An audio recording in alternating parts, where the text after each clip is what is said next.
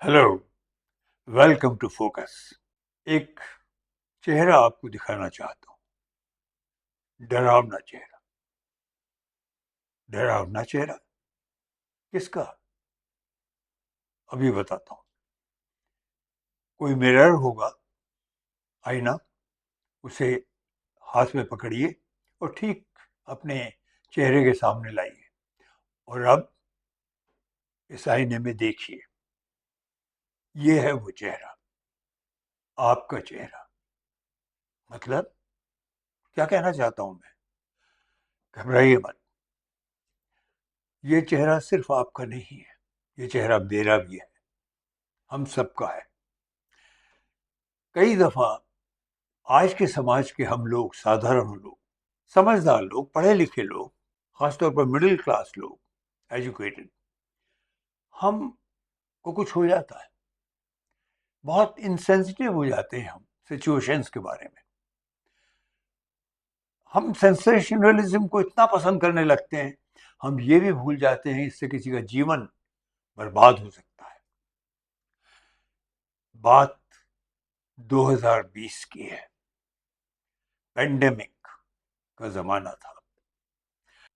14 जून 2020, एक बहुत ही होनहार, बहुत ही खूबसूरत, बहुत ही सक्सेसफुल एक्टर जाता रहा।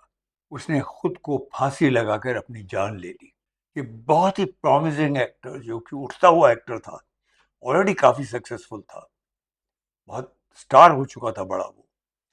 इसका नाम था सुशांत सिंह राजपूत।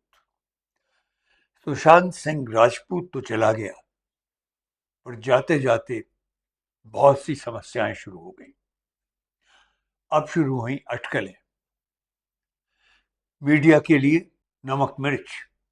सुशांत की एक गर्लफ्रेंड थी, रिया चक्रवर्ती, 28 साल की, बहुत ही खूबसूरत लड़की।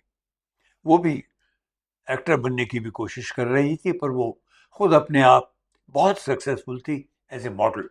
In fact she was a super model. बहुत बड़ी राशि मिलती थी उसे कोई भी मॉडलिंग का काम करने के लिए। अब वो, हालांकि वो, जब सुशांत सिंह राजपूत की मृत्यु हुई थी, जब जिस दिन उसने अपनी जान ली थी, वो ना कि सिर्फ उसके घर में नहीं थी, बल्कि कोई 10 दिन पहले उसका घर छोड़ चुकी थी। कुछ मनमुटाव हुआ होगा, कुछ हुआ होगा, वो अपने खुद के फ्लैट में रहने के लिए वापस चली गई थी। पर वो खूबसूरत थी, मॉडल थी, बहुत ही सक्सेसफुल थी, तो नेचुरली मीडिया के लिए तो एक जबरदस्त आकर्षण की चीज थी। सिर्फ अटकलें ही नहीं, लांछन और कड़वे कड़वे, बहुत ही बहुत ही डरावने तरह तरह के लांछन उस सुशांत सिंह राजपूत की मौत से उसे जोड़ा गया। कुछ ने तो शुरू में ये भी कहना शुरू कर दिया कि सुशांत सिंह राजपूत फांसी पे लटक के नहीं मरा, उसने अपने आप अपनी जान नहीं ली, उसे मारा गया। इवन हमारी इंडस्ट्री के कई लोग ये कहने लगे। मेरे ये सीरियल रिपोर्टर के जो एक मेन कैरेक्टर थे, उन्होंने भी ये कहना शुरू कर दिया, क्योंकि सुशांत सिंह राजपूत बिहार का था, ये साहब भी बिहार के थे, और बिहार में इलेक्शंस होने वाले थे। जो रूलिंग पार्टी थी सेंटर में, उसके लिए इससे अच्छा मौका क्या मिलता, किसी भी तरह से एक इमोशन जगाया जा सके जिससे कि बिहार के लोग सरकार के प्रति आकर्षित हो जाए। और जो महाराष्ट्र में, बम्बई में जो सरकार थी, उसके प्रति आक्रोश पैदा हो। वो सरकार थी शिवसेना की, ठाकरे साहब की सरकार थी वो, उद्धव ठाकरे की। तो उन्हें गिराना भी जरूरी था, उनके ऊपर लांछन लगाना जरूरी था। पॉलिटिक्स आ गई, और पॉलिटिक्स सब कुछ गंदा करती है, ये आपको मालूम ही है। सबसे बड़ी चीज जो होती है पॉलिटिक्स, वो हमारे दिलों को गंदा करती है। हम साधारण लोगों को उनके चेहरे पर कालिख मलती है। हम सेंसेशनलिज्म में इतना खो जाते हैं कि हमारा जो सोचने का, हमारी जो इंटेलेक्ट होती है, जो अच्छे भाव होते हैं, वो सब जाते रहते हैं। वही हुआ।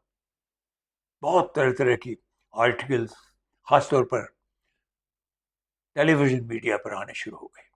मैंने सुशांत सिंह राजपूत की मौत के साथ ही खासतौर पर उसको सब्जेक्ट बनाकर एक अपना प्रोग्राम शुरू किया जिसका टाइटल है फोर फिंगर्स फार्मूला। उसका पूरा पर्पस इस मीडिया की कड़ाई खोलने का था, उसके उसका जो भद्दा रूप है उसे एक्सपोज करने का था। फोर फिंगर्स फार्मूला आधारित था एक बड़ी पुरानी भारतीय कहावत पर कि आंख और कान के बीच में 4 अंगुल का फर्क होता है, 4 फिंगर्स, और वो बहुत बड़ा फर्क। इस फर्क में बहुत कुछ बदल जाता है, इसलिए सिर्फ सुनी सुनाई बातों पर यकीन नहीं करना चाहिए। जो आंख और कान के बीच में तारतम्य होता है उस पर भी यकीन करना चाहिए। अंग्रेजी में भी एक कहावत है, उसे कहते हैं don't trust the obvious, trust only half of what you see and none of what you hear. देखते ही देखते यही हुआ। रिया के ऊपर इतने अटैक होने लगे कि वो लड़की के ऊपर सीबीआई आ गई, उस पर ईडी आ गई, एनफोर्समेंट डायरेक्टर, ये कहकर कि वो अपने बॉयफ्रेंड को लूटती थी, उसके पैसे बाहर बर्बाद करती थी, विदेश में भेजती थी, तो एनफोर्समेंट डायरेक्टरेट पे आ गई। उसके ऊपर नारकोटिक्स ब्यूरो आ गया कि वो उसको ड्रग्स देती थी, क्योंकि सुशांत के ऊपर ड्रग्स लेने का आरोप बहुत ज्यादा लगा और सारा जिम्मा उसका रिया को ठहराया जाने लगा। जेल हुई उसे कुछ दिन की। खैरियत है कि उसे बेल मिल गई। हम में से बहुत से लोग साफ साफ देख सकते थे कि उसे बलि का बकरा बनाया जा रहा है। बलि का बकरा इस खूबसूरत लड़की को इसलिए बनाया जा रहा है क्योंकि कालिक, जो कलुषता है, ये हमारे दिलों में है। जब भी कोई खूबसूरत सी लड़की, यंग लड़की, सक्सेसफुल लड़की किसी बहुत ही रिच लड़के के साथ चलती फिरती हो, बगैर शादी के रहती हो, तो वो हमारे लिए हर तरह से एक टारगेट बन जाती है। इसलिए मैंने कहा हमारा चेहरा, जो बड़ी जल्दी किसी को भी डंप करना चाहते हैं। खैरियत है इसको बेल मिल गई, लेकिन इसे बरी नहीं किया गया चार्ज से। और मैं अक्सर सोचता था कि अगर किसी दिन इसको बिल्कुल बरी कर दिया गया तो क्या होगा, क्योंकि उसकी जिंदगी के खूबसूरत जो 4 साल थे वो एक तरह से बर्बाद हो गए, क्योंकि उस पर इतना कालिक उस पर लगा दी गई कि वो कहीं खो गई। और यही हुआ।